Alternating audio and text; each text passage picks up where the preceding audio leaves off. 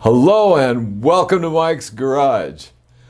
I'm so excited. Anyway, what I wanted to say is if you're enjoying our videos, please subscribe. And when you subscribe, please tap the little notification bell.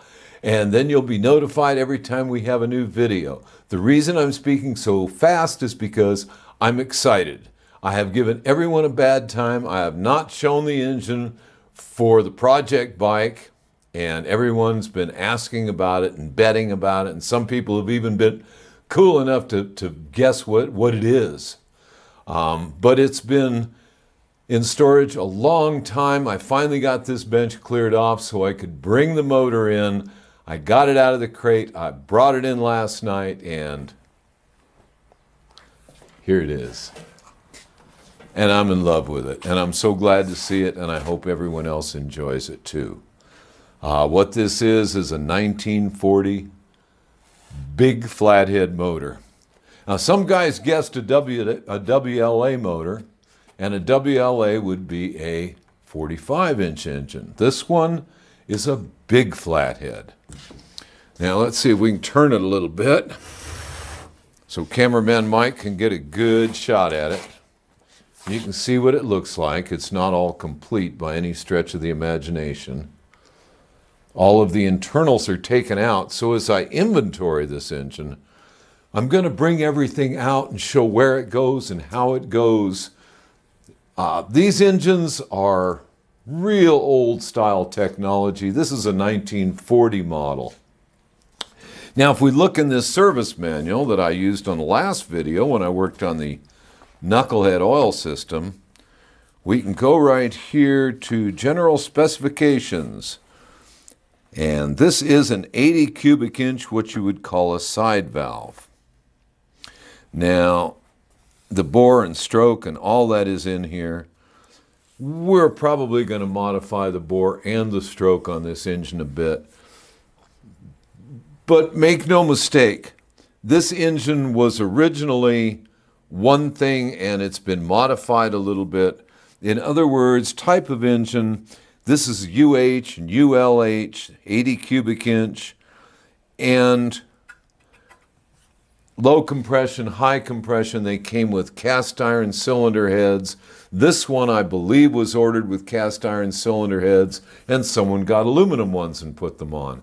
In other words, I'm not really concerned that this thing is exactly as it came from the factory. We're taking this engine, putting it in this frame, and we are going to make a wonderful old-time custom bike as I perceive it to be. It's for me. Okay. So we have bore and stroke here listed. These engines came with a 3 7/16 bore and 4 9/32 stroke. I'm sure this one is out to at least a 3.5-inch bore. And we might modify the stroke a little bit. We're definitely going to stroke it, okay? And I will show the parts as we go along. Now, for those people who have never seen a flathead Harley engine, let's show it a bit. Now, I had the cases and the heads polished on this engine a long time ago. And a friend of mine with a polishing shop, he had it about 2 years to get it done. On the other hand, he didn't charge me a lot of money either. And he did a really beautiful job.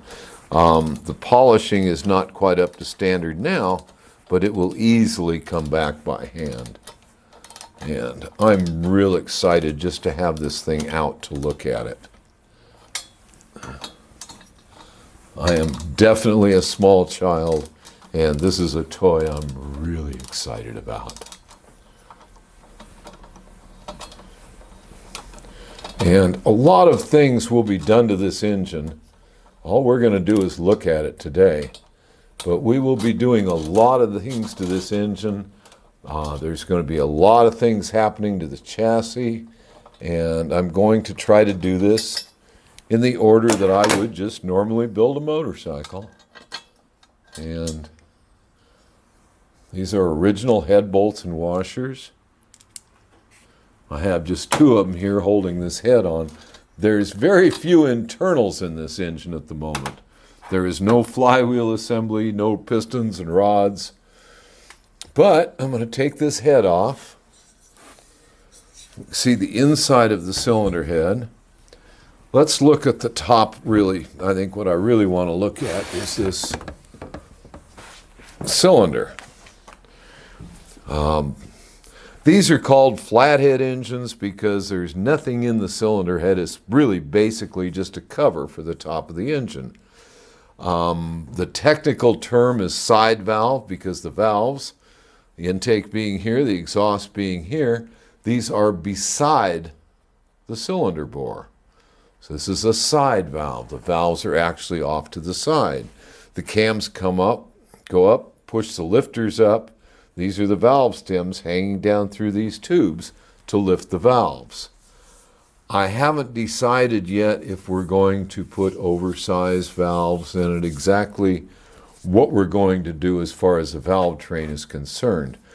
These engines made lots and lots of torque.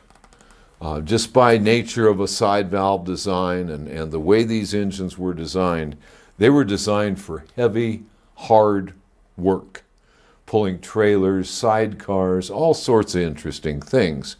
But they weren't a sport bike. They were designed to be a workhorse.